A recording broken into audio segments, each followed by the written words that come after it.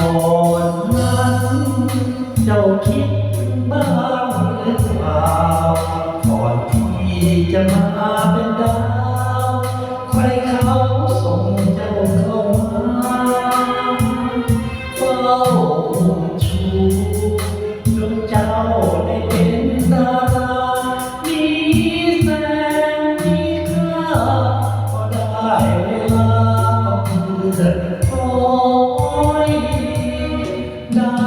วเอ๋ยอย่าหาว่าพี่ทิ้งเจ้า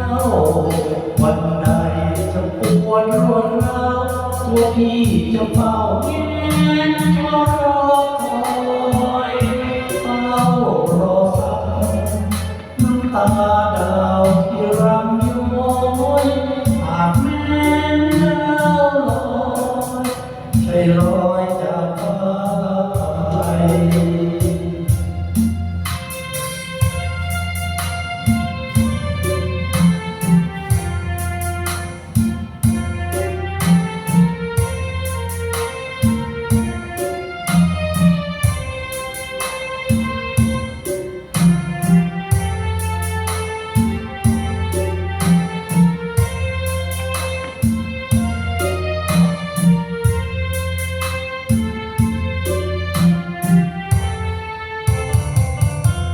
ดา